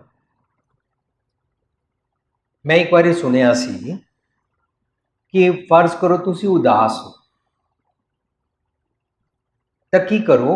ਉੱਠੋ, ਦੁਬਾਰਾ ਨਹਾਓ, नहा के अपनी कंघी दोबारा करो, कपड़े बदलो और किसी होर दुखी दे जीवन विच जाके उसनूं सुख देण दी, ਉਹਨੂੰ ਚੜ੍ਹਦੀ ਕਲਾ ਦੇਣ ਦੀ ਪ੍ਰੈਕਟਿਸ ਕਰੋ। ਤਾਂ ਤੁਹਾਨੂੰ ਆਪਣਾ ਦੁੱਖ ਭੁੱਲ ਗਿਆ ਨਾ, ਕਰੈਕਟ? ਇਹ ਮੈਂ ਕਿਸੇ ਜਗ੍ਹਾ ਪੜ੍ਹਿਆ ਸੀ। means whenever you are sad, get up from their place and work for others, those who are sad। ठीक है? अच्छा, ਤੁਸੀਂ ਆਪਣੇ ਦੁੱਖ ਇਸ ਵੇਲੇ ਉਸ ਤਰ੍ਹਾਂ ਰਿਗਰੈਟ ਫੀਲ ਕਰ ਰਹੇ ਹੋ, ਤੁਹਾਨੂੰ ਅੰਦਰੋਂ ਭੈੜਾ ਖਿਆਲ ਆ ਰਿਹਾ, ਉਹ ਰੱਬ ਜੀ ਦਾ ਨਹੀਂ ਹੈ। ਰੱਬ ਜੀ ਦਾ ਖਿਆਲ ਆਏਗਾ ਹੈਲਪ ਅਦਰਸ। ਤੁਸੀਂ ਜਦੋਂ ਦੁਨਿਆਵੀ ਭਲੇ ਦਾ ਕੰਮ, ਸੇਵਾ ਸੰਭਾਲ ਕਰਨੀ ਸ਼ੁਰੂ ਕਰ ਦਿਓਗੇ ਨਾ, ਤੁਹਾਨੂੰ ਅੰਦਰੋਂ ਡੀਮਨ ਥਾਟ ਵਾਲੇ, ਸ਼ੈਤਾਨੀਅਤ ਵਾਲੇ ਮੰਦੇ ਖਿਆਲ ਪੈਦਾ ਨਹੀਂ ਹੋਣਗੇ, ਉਹ ਆਪੇ ਫੇਡ ਹੁੰਦੇ ਜਾਣਗੇ। ਜਿਤਨਾ ਉਹਨਾਂ ਨਾਲ ਲੜ ਕੇ ਸਪਰੈਸ ਕਰੋਗੇ ਉਤਨਾ ਉਹ ਜ਼ਿਆਦਾ ਪੌਪ ਅਪ ਹੋ ਕੇ ਆਣਗੇ। So don't focus on that, focus on doing something good. ਠੀਕ ਹੈ? सेकंड क्वेश्चन, 3 क्वेश्चन सी ना, हो गए? बस बच्चे बाणी पढ़ो, वध तो वध पढ़ो और बाणी चो चंगे चंगे गुण सीख के उन्होंने प्रैक्टिस करो। Fine, thanks for sharing. Waheguru ji का खालसा, वाहिगुरु जी की फतेह। मेरा नाम सतपाल सिंह है जी। आप जी ने ब्रह्म ਗਿਆਨੀ ਦੀ ਵਿਚਾਰ ਆਰੰਭ ਕੀਤੀ ਸੀ ਤੇ ਦੱਸ ਰਹੇ ਸੀ ਕਿ ਬ੍ਰਹਮ ਗਿਆਨੀ ਆਪ ਪਰਮੇਸ਼ਰ, ਮਤਲਬ ਕਿ ਸ੍ਰਿਸ਼ਟੀ ਦਾ ਸਿਰਜਣਹਾਰ ਪਰਮੇਸ਼ਰ ਆਪ, ਤੇ ਉਸ ਪਰਮੇਸ਼ਰ ਦੇ ਜਿਹੜੇ ਗੁਣ ਆਰੰਭ ਦੇ ਵਿੱਚ ਦੱਸੇ ਗਏ, ਓਂਕਾਰ ਸਤਿਨਾਮ ਕਰਤਾ ਪੁਰਖ ਨਿਰਭਉ ਨਿਰਵੈਰ ਅਕਾਲ ਮੂਰਤ, ਉਹਨਾਂ ਗੁਣਾਂ ਨੂੰ ਜੇਕਰ ਕੋਈ ਧਾਰਨ ਕਰ ਲੈਂਦਾ ਜਾਂ ਉਹਨਾਂ ਦੇ ਅਧੀਨ ਚੱਲਣਾ ਸ਼ੁਰੂ ਹੋ ਜਾਂਦਾ ਜਾਂ ਆਪਣੇ ਮਤਲਬ ਕਿ ਜੀਵਨ ਦੇ ਵਿੱਚ ਲਿਆ ਕੇ ਉਹਨਾਂ ਦੇ ਮੁਤਾਬਕ ਚੱਲਦਾ, ਕੀ ਅਸੀਂ ਉਹਨੂੰ ਬ੍ਰਹਮ ਗਿਆਨੀ ਆਖਾਂਗੇ ਜਾਂ ਨਹੀਂ? ਨਹੀਂ। ਕਿਉਂ ਜੀ? ਸਾਨੂੰ ਕਿਸੇ ਨੂੰ ਲੇਬਲ ਕਰਨ ਦਾ ਹੱਕ ਨਹੀਂ। ਜੇ ਫਰਜ਼ ਕਰੋ ਤੁਸੀਂ ਉਹ ਗੁਣ ਜੀਂਦੇ ਹੋ, ਹੈ ਨਾ, ਕੋਈ ਹੋਰ ਨਹੀਂ ਵੀ ਜਿੰਦਾ ਹੋਏਗਾ, ਸੇ ਯੈਸ ਬੋਲੋ ਨਾ। ਫਰਜ਼ ਕਰ ਰਹੇ ਹਾਂ ਤੁਸੀਂ ਤੇਜਪਾਲ ਸਿੰਘ, ਸਤਪਾਲ ਜੀ, फर्ज कर रहे हैं सतपाल जी चंगे गुण जीते, करेक्ट? पर कोई ऐसा भी है ਜਿਹੜਾ नहीं जींदा होएगा? मतलब कि जिवें तुसीं कहा ना, मतलब नहीं, मेरे क्वेश्चन का आंसर ते करो ना। कोई ऐसा भी होएगा ना ਜਿਹੜਾ नहीं जींदा? नहीं मन रहे हैं ना ਅਸੀਂ, ਇੱਕ जींदा है एक नहीं जींदा। ਜਿਹੜਾ जींदा ਇਹਦਾ ਨਾਂ ਅਸੀਂ ਬ੍ਰਹਮ ਗਿਆਨੀ ਰੱਖ ਦਈਏ, ਜਿਹੜਾ नहीं जींदा ਇਹਦਾ ਵੀ ਕੋਈ ਨਾਂ ਰੱਖਣਾ ਪਏਗਾ। रखना पेगा ना। हेलो, पहले मैं पहले क्वेश्चन का आंसर कर लवां। जेड़ा जींदा ਉਹਦਾ ਨਾਂ ब्रह्म ज्ञानी रख लीए, जेड़ा नहीं जींदा ਉਹਦਾ ਨਾਂ की रखीए? साकत रख लीए, भैड़ा रख लीए, बुरा रख लीए, बदमाश रख लीए, की होर तुसी कोई बोल सकते हो? नकम्मा रख लीए, होर कुछ होर रख सकते हैं ना, मनमुख कह सकते। ਇਹਦਾ ਮਤਲਬ ਸਾਰਾ ਦਿਨ ਮੈਂ ਹੀ ਠੇਕਾ ਚੁੱਕਿਆ ਹੋਇਆ, ਮੈਂ ਲੱਭਦਾ ਰਵਾਂ ਕਿਹੜੇ ਚੰਗੇ ਨੇ ਉਹਨਾਂ ਦਾ ਲੇਬਲ ਲਗਾਉਂਦਾ ਰਹਾਂ ਔਰ ਕਿਹੜੇ ਭੈੜੇ ਨੇ ਮੈਂ ਉਹਨਾਂ ਦਾ ਲੇਬਲ ਲਾਉਂਦਾ ਰਹਾਂ। ਤਾਂ ਗੁਰੂ ਸਾਹਿਬ ਮੈਨੂੰ ਕਹਿ ਰਹੇ ਨੇ ਤੂੰ ਇਹ ਕੰਮ ਨਾ ਕਰਿਆ ਕਰ। ਬੁਰਾ ਭਲਾ ਟੀਚਰ ਆਖਦਾ ਜਿਚਰ ਹੈ ਦੂਹ ਮਾਏ, पर गुरु साहब कह रहे बुला भला को किसनों कहिए सगले जी तुम्हारे, रब जी सारे तुहाडे बंदे, अवला नूर पाया कुदरत के सब बंदे। तो मैनू हक ही नहीं है मैं किसी को लेबल कराया कुछ करा। सो अल्टीमेटली ये गल बनेगी कि मन की अवस्था बनती है। किसते मन की अवस्था की है कोई नहीं कह सकता। मैनू की पता कि तुहाडे मन की अवस्था चंगी है कि मंदी है। तुसी कह सकते हो कि मेरे मन की अवस्था चंगी है, लेकिन जिहदे मन की अवस्था चंगी होती है वो दस नहीं पाता, उन्होंने गूंगे की मिठाई कहते। ਜਿਹੜਾ ਗੁਰਮੁਖ ਗੁਰੂ ਦੇ ਮੁਖ ਤੋਂ ਕਹੀ ਹੋਈ ਗੱਲ ਨੂੰ ਮੰਨਦਾ ਜਾਂ ਜੀਵਨ ਦੇ ਵਿੱਚ ਲਿਆਉਂਦਾ, ਉਹ ਮਨਮੁਖ ਦੀ ਪਛਾਣ ਨਹੀਂ ਕਰ ਸਕਦਾ। मैं ਤੁਹਾਨੂੰ ਸਾਂਝ ਕੀਤੀ ਕਿ ਮੈਨੂੰ ਬਾਣੀ ਚੋਂ ਇਹ ਸਿੱਖਣਾ ਹੈ ਕਿ ਬਾਣੀ ਮੈਨੂੰ ਕਿਹੜੀ ਜੀਵਨ ਜਾਚ ਸਿਖਾਉਂਦੀ ਹੈ। ਹਾਂਜੀ, ਗੁਰਬਾਣੀ ਦੇ ਵਿੱਚ ਹੀ ਹੈ ਜੀ ਮਨਮੁਖ ਗੁਰਮੁਖ ਦਾ ਕਨਸੈਪਟ। ਮੈਨੂੰ ਉਹਦੇ ਚੋਂ ਇਹੀ ਸਮਝ ਆਇਆ, ਹਾਂਜੀ ਗੁਰੂ ਦੇ ਮੁਖ ਤੋਂ ਨਿਕਲੀ ਹੋਈ ਬਾਤ ਨੂੰ ਗੁਰਮੁਖ ਕਹਿੰਦੇ, ਕਿਸੇ ਬੰਦੇ ਨੂੰ ਗੁਰਮੁਖ ਕਹਿੰਦੇ ਹੀ ਨਹੀਂ। ਜਿਹੜਾ ਗੁਰੂ ਦੇ ਮੁਖ ਤੋਂ ਕਈ ਕੋਈ ਗੱਲ ਨੂੰ ਮੰਨਦਾ ਉਹਨੂੰ ਗੁਰਮੁਖ ਨਹੀਂ ਆਖਿਆ ਜਾਂਦਾ। ਕਿਸ ਤੁਸੀਂ ਔਰ ਮੈਂ ਕਿਵੇਂ ਕਵਾਂਗੇ? ਜੇ ਮੇਰੇ ਰੰਗ ਦੀ ਪੱਗ ਬੰਦਾ ਤੇ ਮੈਂ ਕਹਾਂਗਾ ਗੁਰਮੁਖ ਹੈ, ਜੇ ਉਹ ਦੂਜੇ ਰੰਗ ਦੀ ਬੰਦਾ ਤੇ ਮੈਂ ਨਹੀਂ ਉਹਨੂੰ ਗੁਰਮੁਖ ਕਹਾਂਗਾ। ਜੇ ਮੇਰੇ ਮੁਤਾਬਕ ਚੱਲਦਾ ਹੈ ਤਾਂ ਉਹ ਗੁਰਮੁਖ ਹੈ, ਜੇ ਮੇਰੇ ਮੁਤਾਬਕ ਨਹੀਂ ਚੱਲਦਾ ਤਾਂ ਗੁਰਮੁਖ ਨਹੀਂ ਹੈ। ਇਸ ਤਰ੍ਹਾਂ ਅਸੀਂ ਗੁਰਮੁਖ ਔਰ ਮਨਮੁਖ ਆਪਣੀ ਥਾਟ ਪ੍ਰੋਸੈਸ ਦੇ ਬਣਾਏ ਹੋਏ ਨੇ। ਗੁਰੂ ਸਾਹਿਬ ਕਹਿੰਦੇ ਨੇ ਪੁੰਨੀ ਪਾਪੀ ਆਖਣ, ਆਖਣ ਹੁੰਦਾ ਲੇਬਲ ਨਾ ਹੈ। ਤੂੰ ਕਿਸੇ ਨੂੰ ਪੁੰਨੀ ਔਰ ਕਿਸੇ ਨੂੰ ਪਾਪੀ ਨਾ ਕਿਹਾ ਕਰ, ਵਰਨਾ ਸਾਰਾ ਦਿਨ ਇਸੇ ਐਕਸਰਸਾਈਜ਼ ਵਿੱਚ ਅਸੀਂ ਗਵਾਚ ਜਾਵਾਂਗੇ। ਕਿਉਂਕਿ ਗੁਰੂ ਸਾਹਿਬ ਕਹਿੰਦੇ ਨੇ ਮਹਿਲਾ ਦੂਜਾ, ਤੁਰਦੇ ਕੋ ਤੁਰਦਾ ਮਿਲੇ, ਉੜਤੇ ਕੋ ਉੜਤਾ, ਜੀਵਤੇ ਕੋ ਜੀਵਤਾ ਮਿਲੇ, ਮੂਏ ਕੋ ਮੂਆ। ਇਹ ਸ਼ਲੋਕ ਸੁਣਿਆ ਹੈ? ਇਹਦਾ ਮਤਲਬ ਹੁੰਦਾ ਹੈ ਜਿਨ੍ਹਾਂ ਦੇ ਆਪਣੇ ਤੁਰਨੇ ਖਿਆਲ ਹੁੰਦੇ ਨੇ ਉਹ ਤੁਰਨੇ ਵਾਲਿਆਂ ਨਾਲ ਬੈਠਦੇ ਨੇ, ਉਹਨਾਂ ਨੂੰ ਉਹ ਚੰਗੇ ਲੱਗਦੇ ਨੇ। ਜਿਨ੍ਹਾਂ ਨੂੰ ਉੜਦੇ ਖਿਆਲ ਹੁੰਦੇ ਨੇ, ਉੜਤੇ ਕੋ ਉੜਤਾ ਮਿਲੇ, ਜਿਨ੍ਹਾਂ ਨੂੰ ਉੜਨੇ ਦੇ ਖਿਆਲ ਪਸੰਦ ਹੁੰਦੇ ਨੇ, ਸ਼ਾਰਟਕਟ ਵਿੱਚ ਓਵਰਨਾਈਟ ਮਿਲੀਅਨਰ ਬਣਨ ਵਾਲੇ, ਉਹਨਾਂ ਨੂੰ ਉਹ ਪਸੰਦ ਹੈ। ਤੁਰਦੇ ਕੋ ਤੁਰਦਾ ਮਿਲੇ, ਉੜਤੇ ਕੋ ਉੜਤਾ, ਜੀਵਤੇ ਕੋ ਜੀਵਤਾ ਮਿਲੇ, ਮੂਏ ਕੋ ਮੂਆ। ਜਿਹੜੇ ਆਪਣੇ ਆਪ ਨੂੰ ਕੋਈ ਨਿਕੰਮੇ ਕੰਮ ਕਰ ਕੋਈ ਸਮਝਦੇ ਨੇ ਇਹਦੇ ਅੰਦਰ ਹੀ ਜੀਵਨ ਹੈ, ਉਹ ਉਹਨਾਂ ਨਾਲ ਰਲ ਕੇ ਬੈਠ ਜਾਂਦੇ ਨੇ। ਤੇ ਜਿਨ੍ਹਾਂ ਦੇ ਸੈਡਨੈਸ ਵਾਲੇ, ਉਦਾਸੀਨਤਾ ਵਾਲੇ ਖਿਆਲ ਨੇ, ਉਹ ਨਾਲ ਬੈਠ ਜਾਂਦੇ ਨੇ। ਉਹਨਾਂ ਨੂੰ ਆਪਣੇ ਆਪਣੇ ਖਿਆਲ ਵਾਲੇ ਪਸੰਦ ਹੁੰਦੇ ਨੇ। ਹੁਣ ਗੁਰੂ ਸਾਹਿਬ, ਮੈਨੂੰ ਤੁਹਾਡਾ ਕੁਝ ਬੋਲਣ ਤੇ ਦਿਲ ਕਰ ਰਿਹਾ ਹੈ। ਮੈਂ ਇਹ ਪੁੱਛਣਾ ਚਾਹੁੰਦਾ ਮਤਲਬ ਕਿ ਬ੍ਰਹਮ ਗਿਆਨੀ ਕੋਈ ਪੈਦਾ ਨਹੀਂ ਹੋਇਆ? ਤੁਸੀਂ ਹੋਰ ਬੋਲੋ, ਤੁਸੀਂ ਹੋਰ ਬੋਲੋ। ਨਹੀਂ, ਮੈਂ ਉਹੀ ਜੋ ਮੈਂ ਤੁਹਾਡੇ ਨਾਲ ਵਿਚਾਰ ਕਰ ਰਿਹਾ ਨਾ, ਮੈਂ ਉਹਦੇ ਮੁਤਾਬਕ। ਅੱਛਾ, ਮੈਂ ਵੀਰ ਜੀ ਕਿਸ ਤਰ੍ਹਾਂ ਕਹਾਂ? ਮੈਂ ਇਸ ਕੈਪੈਸਿਟੀ 'ਚ ਨਹੀਂ ਹਾਂ, ਮੈਂ ਇਸ ਕਹਿਣ ਯੋਗ ਨਹੀਂ ਹਾਂ ਕਿ ਕੋਈ ਪੈਦਾ ਹੋਇਆ ਕਿ ਨਹੀਂ। ਅਸੀਂ ਤੇ ਇਹ ਸਿੱਖ ਰਹੇ ਹਾਂ, ਬਾਣੀ ਸਾਨੂੰ ਜੀਵਨ ਜਾਚ ਕੀ ਸਿਖਾਉਂਦੀ ਹੈ। ਲੇਕਿਨ ਜੇ ਮੈਂ ਆਨਸਰ ਕਰ ਰਿਹਾ ਹੋਵਾਂ, ਤੁਸੀਂ ਆਪਣਾ ਦੂਜਾ ਕੁਐਸਚਨ ਸੋਚ ਲਓ ਜਾਂ ਪਹਿਲੇ ਕੁਐਸਚਨ ਨੂੰ ਜਸਟੀਫਾਈ ਕਰਦੇ ਰਹੋ, ਤਾਂ ਲਿਸਨਿੰਗ ਬੰਦ ਹੋ ਜਾਂਦੀ ਹੈ। ਤੁਸੀਂ ਸੁਣ ਨਹੀਂ ਪਾਓਗੇ ਮੈਂ ਕੀ ਕਹਿ ਰਿਹਾ। ਸੁਣ ਰਿਹਾ ਜੀ। ਫਿਰ ਮੈਂ ਤੁਰਦੇ ਕੋ ਤੁਰਦਾ ਦੇ ਅਰਥ ਪੂਰੇ ਕਰ ਲਵਾਂ? ਹਾਂਜੀ, ਕਰ ਲਓ। ਜੇ ਤੁਸੀਂ ਸੁਣਿਆ ਤਾਂ ਤੁਸੀਂ ਵੀ ਬਿਆਨ ਕਰ ਸਕਦੇ ਹੋ। जितना चिर मैं उसनों बयान कर रहा ना, उतना चिर ਤੁਹਾਡਾ ਮਨ क्वेश्चन बना रहा, कोई ब्रह्म ज्ञानी पैदा ही नहीं होया। नहीं पहला बने क्वेश्चन तो मैं तो ਤੁਹਾਡੇ ਨਾਲ नम्रता नाल ਇਹ ਗੱਲ ही कर सकता ना। मेरा फर्ज की है? मेरा फर्ज ये है कि कौन कौन ब्रह्म ज्ञानी पैदा होए ते कौन कौन ब्रह्म ज्ञानी नहीं हैं, यह मेरा फर्ज है। या इत्थे गुरु ग्रंथ साहिब जी की विद्या केंद्र है, तो गुरु ग्रंथ साहिब जी की बाणी को पढ़ के अपना जीवन किवें बनाईदा है वो डिस्कस करना चाहिए ना। कोई डिस्कस आप कर रहे हैं जी, मतलब फिर तो गल सारी मेरे ते आ गई। ਉਹਦੇ ਚੋਂ ਮੈਨੂੰ ਇਹ ਸਮਝਣ ਨੂੰ ਮਿਲ ਰਿਹਾ ਵੇ ਕਿ ਬੁਰਾ ਭਲਾ ਕਿਸੇ ਨੂੰ ਨਾ ਕਿਹਾ ਕਰ, ਕਿਸੇ ਨੂੰ ਪੁੰਨੀ ਪਾਪੀ ਦੇ ਲੇਬਲ ਨਾ ਲਾਇਆ ਕਰ। ਕਿਉਂਕਿ ਜਦੋਂ ਅਸੀਂ ਅਥਾਰਟੀ ਲੈ ਲੈਂਦੇ ਹਾਂ, ਅਸੀਂ ਡੁਅਲਿਟੀ 'ਚ ਆ ਜਾਂਦੇ ਹਾਂ। ਬੁਰਾ ਭਲਾ ਤਿੱਚਰ ਆਖਦਾ ਜਿਚਰ ਹੈ ਦੂਹੂ ਮਾਏ। ਜਦੋਂ ਤੱਕ ਡੁਅਲਿਟੀ ਤੰਗ ਕਰੇਗੀ ਨਾ, ਤਾਂ ਤੱਕ ਇਹ ਕੁਝ ਚੰਗੇ ਨੇ ਕੁਝ ਭੈੜੇ ਨੇ, ਇਹ ਖਿਆਲ ਹੀ ਬਣਿਆ ਰਹੇਗਾ। ਔਰ ਇਹ ਖਿਆਲ ਹਉਮੈ ਦਾ ਕੰਡਾ ਹੁੰਦਾ ਹੈ, क्योंकि मैनू हक नहीं है मैं कहां कौन चंगा है तो कौन मंदा है। फिर ये की आएगा सानू निमरता। सानू निमरता की आएगी? आप सवारे मैं मिले, मैं मिलिया सुख होए।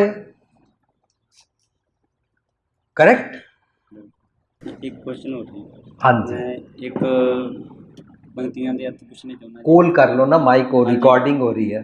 ਗੁਰਬਾਣੀ ਦੇ ਵਿੱਚ ਪੰਕਤੀਆਂ ਹੁੰਦੀਆਂ, ਸੱਚੀ ਬੈਸਕ ਤਿੰਨਾ ਸੰਗ ਜਿਨ ਸੰਗ ਜਪੀਐ ਨਾਉ, ਤਿੰਨ ਸੰਗ ਸੰਗ ਨਾ ਕੀਚੇ ਨਾਨਕ ਜਿਨ੍ਹਾਂ ਆਪਣਾ ਸੁਆਉ।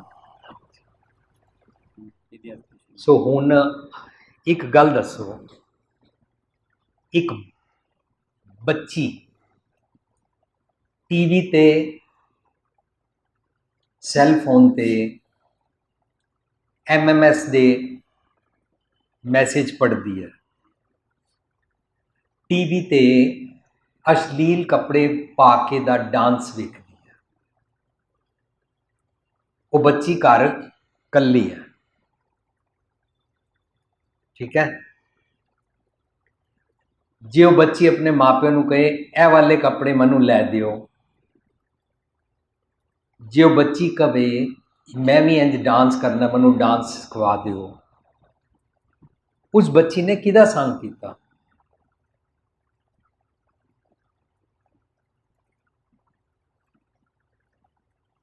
सतपाल जी, ਹਾਂਜੀ उस बच्ची ने किहदा संग कीता? ਜੋ ਉਹਨੇ ਦੇਖਿਆ ਜੀ, जो उन्हें देखा।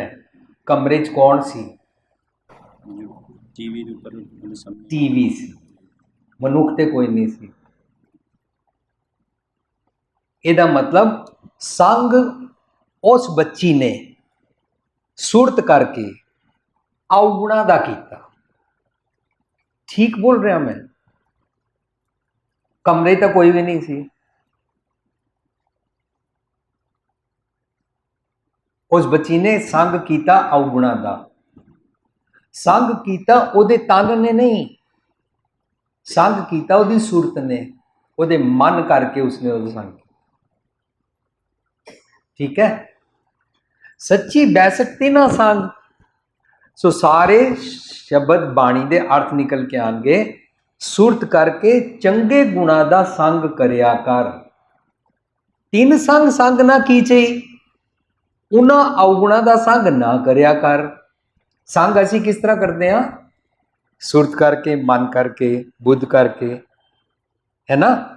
सो अल्टीमेटली बाणी सानू सिखाएगी कि मैनू मन करके की करना है। ਜਾਂ ਕਹਿੰਦੇ ਨਾ ਮਨ ਕਰ ਕਬੂ ਨਾ ਹਰਗੁਣ ਗਾਇਓ, ਪਰ ਅਸੀਂ ਤੇ ਗਾ ਰਹੇ ਹੁੰਦੇ ਆ। ਇਹਦਾ ਮਤਲਬ ਸਾਰੀ ਖੇਡ ਮਨ ਦੀ ਹੈ, ਸੁਰਤ ਦੀ ਹੈ। ਭਾਈ ਰੇ ਰਾਮ ਕਹੋ ਚਿੱਤ ਲਾਏ, ਜੇ ਚਿੱਤ ਲਾ ਕੇ ਕਰਨਾ ਸ਼ੁਰੂ ਕਰਾਂਗੇ ਤਾਂ ਮੇਰੇ ਲੱਛਣ ਬਦਲ ਜਾਣਗੇ ਨਾ ਜੀਵਨ ਦੇ।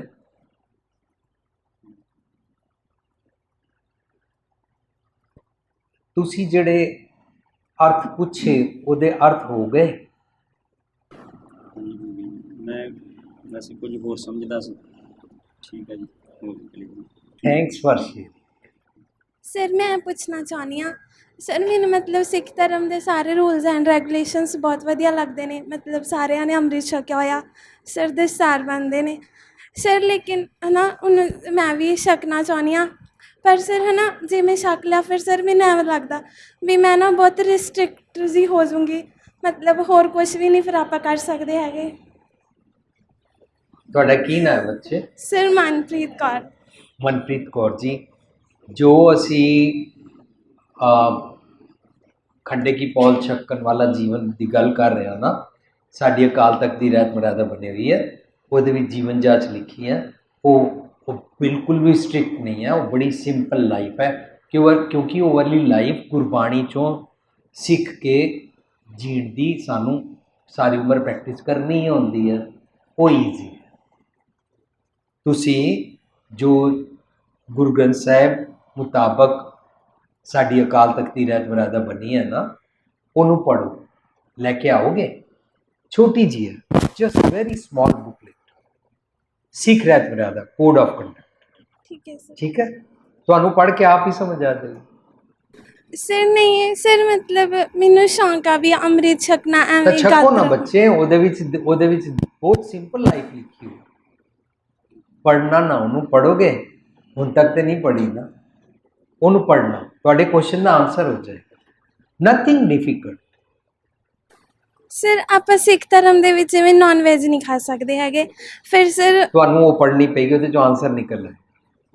ਫਿਰ ਸਰ ਐਵੇਂ ਤਾਂ ਹੁੰਦਾ ਨਾ ਵੀ ਇਹਦੇ ਵਿੱਚ ਨਾਨ ਵੈਜ ਨਹੀਂ ਖਾਣਾ ਸਰ, ਉਹ ਵੀ ਮੇਰਾ ਸ਼ੌਂਕ ਆ। ਬੱਚੇ ਮੈਂ ਤੁਹਾਨੂੰ ਬੇਨਤੀ ਕੀਤੀ, ਤੁਹਾਡਾ ਇੱਕ ਕੁਐਸਚਨ ਨਹੀਂ ਹੈ, ਐਸੇ ਬਹੁਤ ਸਾਰੇ ਕੁਐਸਚਨ ਪੈਦਾ ਹੋਣਗੇ। ਸਿੱਖ ਰਹਿਤ ਮਰਿਆਦਾ ਪੜ੍ਹ ਕੇ ਦੇਖੋ, ਤੁਹਾਨੂੰ ਉਹਦਾ ਆਨਸਰ ਮਿਲੇਗਾ। ਠੀਕ ਹੈ ਸਰ। ਠੀਕ ਹੈ, ਥੈਂਕ ਯੂ ਸਰ। ਸਰ ਸਾਨੂੰ ਹਮੇਸ਼ਾ ਇੱਦਾਂ ਕਿਹਾ ਜਾਂਦਾ ਕਿ ਸਾਨੂੰ ਦੁਨਿਆਵੀ ਚੀਜ਼ਾਂ ਨਾਲ ਮਤਲਬ ਮੋਹ ਨਹੀਂ ਰੱਖਣਾ ਚਾਹੀਦਾ, ਕਿਉਂਕਿ ਜਦੋਂ ਅਸੀਂ ਇਕੱਲੇ ਹੁੰਦੇ ਹਾਂ ਅਤੇ ਜਦੋਂ ਅਸੀਂ ਮਰਨਾ ਉਦੋਂ ਵੀ ਸਾਡੇ ਨਾਲ ਕਿਸੇ ਨੇ ਨਹੀਂ ਜਾਣਾ। ਸਾਨੂੰ ਹਮੇਸ਼ਾ ਇੱਦਾਂ ਹੀ ਕਿਹਾ ਜਾਂਦਾ ਨਾ, ਪਰ ਜੇ ਮੈਂ ਦੁਨੀਆ 'ਚ ਰਹਿੰਦੇ ਹਾਂ ਕਿ ਮੈਂ ਦੁਨਿਆਵੀ ਚੀਜ਼ਾਂ ਨੂੰ ਮਤਲਬ ਇਹਨਾਂ ਨਾਲ ਮੋਹ ਹੀ ਨਾ ਰੱਖੂੰਗੀ ਤਾਂ ਮੈਂ ਦੁਨੀਆ ਕਿੱਦਾਂ ਜਿਊਂਗੀ? ਫਿਰ ਤਾਂ ਬੱਚੇ ਮੋਹ ਦਾ ਮਤਲਬ ਤੁਸੀਂ ਕੀ ਸਮਝਦੇ? ਮਤਲਬ ਇਹੀ ਕਿ ਮਤਲਬ ਜਿੱਦਾਂ ਮੇਰਾ ਮੰਨਣਾ ਕਿ ਜਿੱਦਾਂ ਜਿੰਨੀ ਕੁ ਮੈਨੂੰ ਸਮਝ ਆਈ ਹੈ ਕਿ ਸਾਨੂੰ ਮਤਲਬ ਕਿ ਮੈਨੂੰ ਇਹਨਾਂ ਨਾਲ ਇੰਨਾ ਲਗਾਵ ਨਹੀਂ ਰੱਖਣਾ ਚਾਹੀਦਾ ਦੁਨਿਆਵੀ ਚੀਜ਼ਾਂ ਨਾਲ। ਅੱਛਾ, ਤੁਹਾਡੇ ਕੋਲ ਜੇ ਕਾਰ ਹੋਵੇ, ਜੇ ਤੁਹਾਡੇ ਕੋਲ ਕਾਰ ਹੋਵੇ ਔਰ ਤੁਸੀਂ ਇੱਕ ਜਗ੍ਹਾ ਤੋਂ ਦੂਜੀ ਜਗ੍ਹਾ ਜਾ ਰਹੇ ਹੋ, ਤੁਹਾਨੂੰ ਨਜ਼ਰ ਆਇਆ ਕੋਈ ਲੰਗੜਾ ਕੇ ਟੁਰ ਰਿਹਾ ਹੈ, ਜਾਂ ਕੋਈ ਮਾਤਾ ਜੀ ਔਖੇ ਟੁਰ ਕੇ ਜਾ ਰਹੇ ਨੇ, ਜਾਂ ਕੋਈ ਪਾਪਾ ਜੀ, ਜਾਂ ਕੋਈ ਮਾਂ ਨੇ ਬੜਾ ਭਾਰਾ ਸਮਾਨ ਚੁੱਕਿਆ ਹੋਇਆ ਹੈ, ਤੁਸੀਂ ਉਹਦੇ ਕੋਲ ਕਾਰ ਰੋਕ ਕੇ ਉਹਨਾਂ ਨੂੰ ਕਹੋ ਬੈਠ ਜਾਓ ਮੈਂ ਛੋੜਾਂਗੀ। ਇਹ ਤੁਸੀਂ ਕੀ ਕੀਤਾ? ਸ਼ੇਅਰਿੰਗ ਕੀਤੀ ਨਾ। ਤੁਹਾਡੇ ਕੋਲ ਕਾਰ ਨਾ ਹੁੰਦੀ ਤਾਂ ਤੁਸੀਂ ਉਹਨਾਂ ਨੂੰ ਕਿਸ ਨਹੀਂ ਹੈਲਪ ਕਰ ਸਕਦੇ ਸੀ। ਫਿਰ ਉਹੀ ਹੈ ਨਾ ਕਿ ਮੈਨੂੰ ਇੱਕ ਮਿੰਟ ਤੁਹਾਡਾ ਨਾਂ ਕੀ ਹੈ? ਮੇਰਾ ਨਾਮ ਕਮਲਜੋਤ ਕੌਰ। ਹਾਂ, ਇਹਦਾ ਮਤਲਬ ਤੁਸੀਂ ਕਾਰ ਦੇ ਨਾਲ ਮੋਹ ਨਹੀਂ ਕੀਤਾ, ਦਰਅਸਲ ਤੁਸੀਂ ਕਾਰ ਨੂੰ ਦੂਜਿਆਂ ਨਾਲ ਸ਼ੇਅਰ ਕੀਤਾ। ਨਾਓ ਇੱਕ ਮਾਂ ਹੈ, ਉਹ ਆਪਣੇ ਬੱਚੇ ਨਾਲ ਮੋਹ ਕਰਦੀ ਹੈ, ਰਾਈਟ? ਉਹ ਅੱਛਾ ਹੈ ਕਿ ਬੁਰਾ ਹੈ?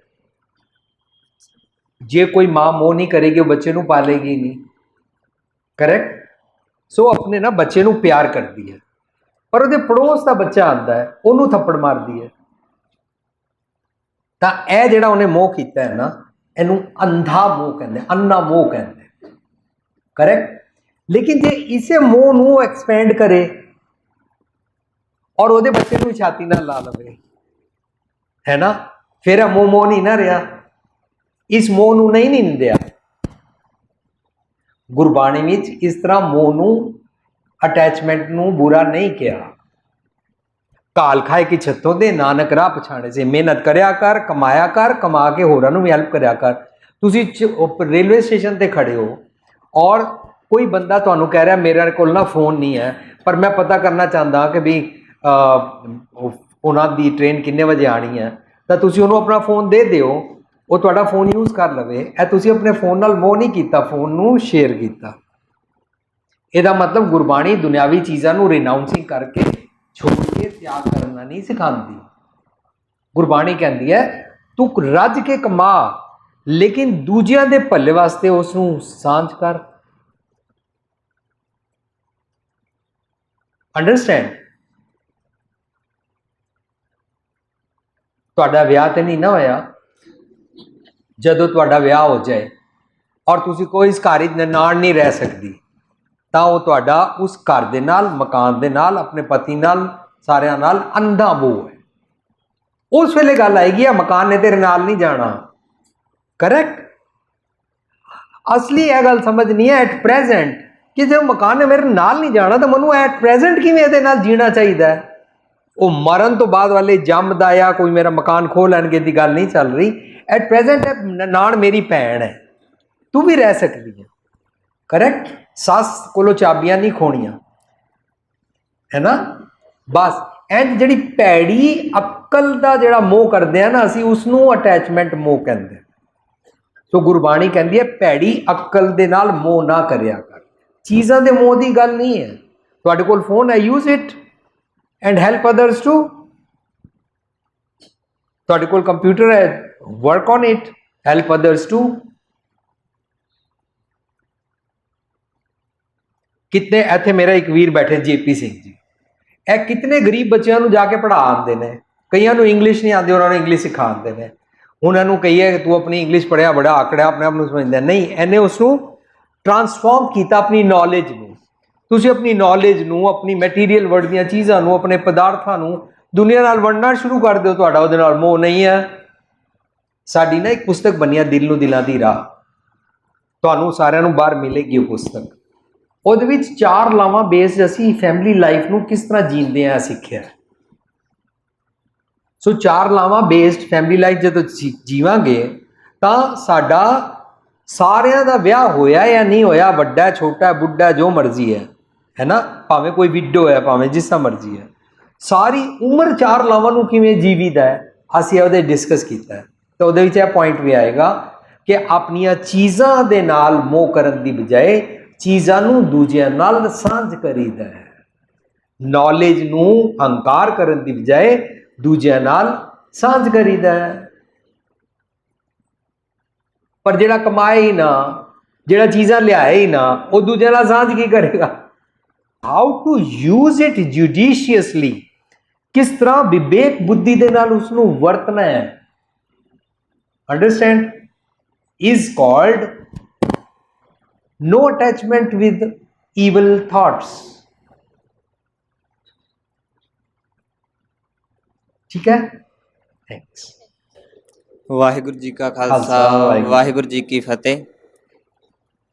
ਜਿੱਦਾਂ ਤੁਸੀਂ ਕਿਹਾ ਸੀ ਮਤਲਬ ਕਿ ਬ੍ਰਹਮ ਗਿਆਨੀ ਜਦੋਂ ਕੋਈ ਵੀ ਬੰਦਾ ਕੰਮ ਕਰਦਾ ਹੈ, ਜਦੋਂ ਵੀ ਚੰਗੇ ਕੰਮ ਕਰਦਾ ਹੈ ਜਾਂ ਕੋਈ ਵੀ ਹੋਵੇ, ਬ੍ਰਹਮ ਗਿਆਨੀ ਆਪਾਂ ਕਿਸੇ ਨੂੰ ਕਹਿ ਨਹੀਂ ਸਕਦੇ।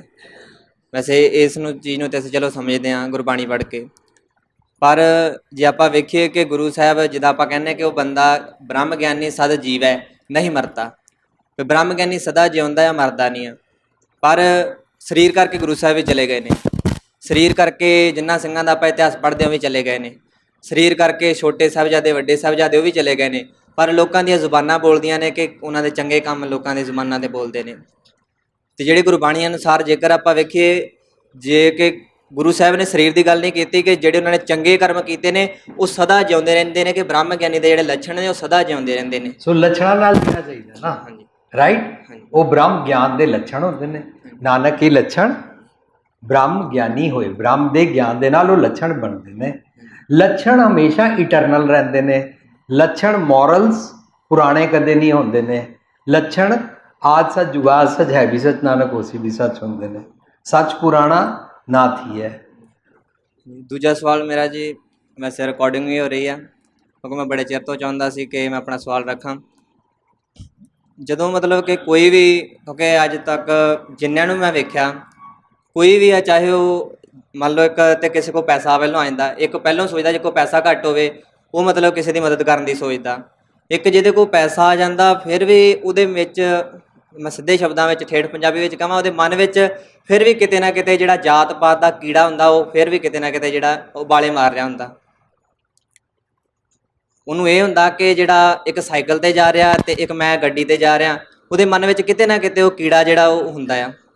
ਚਾਹੇ ਉਹ ਸੰਸਥਾ ਦੇ ਨਾਲ ਆਪਾਂ ਜਿੱਥੇ ਵੀ ਵੇਖੀਏ ਕਿ ਜਿਹਨੂੰ ਆਪਾਂ ਕਹਿੰਦੇ ਹਾਂ ਕਿ ਮਗਰ ਪੁੱਛਾਂ ਲਾਈਆਂ ਹੁੰਦੀਆਂ, ਕਿਸੇ ਨੇ ਢਿੱਲੋਂ ਦੀ ਲਾਈ ਹੁੰਦੀ, ਕਿਸੇ ਨੇ ਕਿਸੇ ਦੀ ਲਾਈ ਹੁੰਦੀ, ਕਿਸੇ ਨੇ ਕਿਸੇ ਦੀ ਲਾਈ ਹੁੰਦੀ, ਕਿਸੇ ਨੇ ਬੈਂਸ ਦੀ ਲਾਈ ਹੁੰਦੀ, ਕਿਸੇ ਨੇ ਕਿਸੇ ਚੀਜ਼ ਦੀ ਲਾਈ ਹੁੰਦੀ।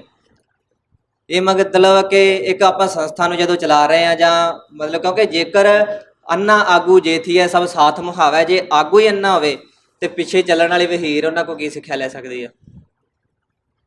ਸਵਾਲ ਕੀ? ਸਵਾਲ ਮੇਰਾ ਇਹ ਹੈ ਕਿ ਮਤਲਬ ਕਿ ਜਿਹੜੇ ਆਪਣੇ ਆਪ ਨੂੰ ਸੰਸਥਾ ਦੀ ਸੇਵਾ ਕਰਨਾ ਕਹਿੰਦੇ ਆ ਕਿ ਅਸੀਂ ਸੇਵਾ ਕਰ ਰਹੇ ਹਾਂ, ਅਤੇ ਉਹਨਾਂ ਨੂੰ ਮਤਲਬ ਕਿ ਕੋਈ ਵੀ ਜਿਹੜਾ ਗੱਡੀ 'ਤੇ ਘੁੰਮਦਾ ਜਾਂ ਪੈਸੇ ਵਾਲਾ ਵਾ ਜਿੱਦਾਂ ਵੀ ਆ, ਜੇਕਰ ਉਹ ਗਰੀਬ ਜਨਤਾ ਦੀ ਸੇਵਾ ਕਰ ਰਿਹਾ, ਸਭ ਤੋਂ ਪਹਿਲਾਂ ਉਹਨੂੰ ਇਹ ਗੁਣ ਹੋਣੇ ਚਾਹੀਦੇ ਜਾਂ ਨਹੀਂ ਚਾਹੀਦੇ? ਤੁਹਾਡਾ ਕੀ ਨਾਮ? ਮੇਰਾ ਖਿਆਲ ਇਹ ਆ ਕਿ ਹੋਣੇ ਚਾਹੀਦੇ ਆ। ਤੁਹਾਡਾ ਨਾਂ ਕੀ? ਮੇਰਾ ਨਾਮ ਗੁਰਪ੍ਰੀਤ ਸਿੰਘ ਖਡੂਰ ਸਾਹਿਬ। ਹਾਂ, ਗੁਰਪ੍ਰੀਤ ਸਿੰਘ ਜੀ, ਬੱਚੇ ਤੁਹਾਡਾ ਕੁਐਸਚਨ ਬਹੁਤ ਹੀ ਚੰਗਾ ਹੈ। ਹਾਂਜੀ। ਉਸ ਕੁਐਸਚਨ ਤੋਂ ਆਨਸਰ ਆਪਣੇ ਵਾਸਤੇ ਇਹ ਸਿੱਖਣਾ ਹੈ ਕਿ ਜੇ ਕੋਈ ਸੰਸਥਾ ਚਲਾਉਂਦਾ ਔਰ ਆਪਣੀ ਜਾਤ ਪਾਤ ਔਰ ਆਪਣੀ ਅਹੰਕਾਰ ਦਾ ਕੀੜਾ ਕੋਲ ਰੱਖਦਾ ਹੈ, ਉਹ ਪਿਆਰ ਰੱਖੇ। ਗੁਰਪ੍ਰੀਤ ਸਿੰਘ, ਹਾਂਜੀ ਆਪਣੇ ਆਪ ਨੂੰ ਕਹੋ, ਮੈਂ ਇੱਕ ਚੰਗਾ ਜੀਵਨ ਜਾਚ ਸਿੱਖ ਕੇ ਹਾਂਜੀ ਮੈਂ ਸੰਸਥਾ ਬਣਾਵਾਂਗਾ ਔਰ ਮੈਂ ਉਹਦੇ ਜਾਤ ਪਾਤ ਦਾ ਕੀੜਾ ਨਹੀਂ ਜੀਵਾਂਗਾ। ਬਸ ਇਹੀ ਕੀਤਾ ਜਾ ਸਕਦਾ, ਕਿਸੇ ਹੋਰ ਨੂੰ ਸਮਝਾਇਆ ਨਹੀਂ ਨਾ ਜਾ ਸਕਦਾ। ਨਹੀਂ, ਵੈਸੇ ਜਿੱਦਾਂ ਮਤਲਬ ਕਿ ਕੋਈ ਵੀ ਅੱਜ ਇੰਨਾ ਲਿਟਰੇਚਰ ਛਪਦਾ ਆ, ਤੇ ਉਹਨਾਂ ਦੇ ਜਦੋਂ ਉਹਨਾਂ ਦੇ ਨਾਮ ਪੜ੍ਹੇ ਜਾਂਦੇ ਆ, ਉਹਨਾਂ ਉੱਤੇ ਵੀ ਉਹਨਾਂ ਦਾ ਜਿਹੜਾ ਜਾਤ ਪਾਤ ਤੁਹਾਨੂੰ ਇਹ ਗੱਲ ਸਮਝ ਆਈ ਕਿ ਉਹ ਠੀਕ ਨਹੀਂ ਹੈ? ਨਹੀਂ ਠੀਕ ਹੈ। ਬਸ ਤੇ ਅਸੀਂ ਉਹ ਨਹੀਂ ਕਰਾਂਗੇ। ਹਾਂਜੀ।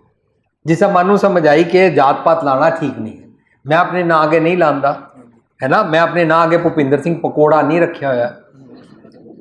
ਕਰੈਕਟ? ਤੁਸੀਂ ਵੀ ਗੁਰਮੀਤ ਸਿੰਘ ਤੋਂ ਬਾਅਦ ਅੱਗੇ ਕੁਝ ਨਹੀਂ ਕਹਿਣਾ। ਠੀਕ ਹੈ। ਠੀਕ ਹੈ, ਬਸ ਇਹੀ ਕਰ ਸਕਦੇ ਆ ਬੱਚੇ। ਠੀਕ।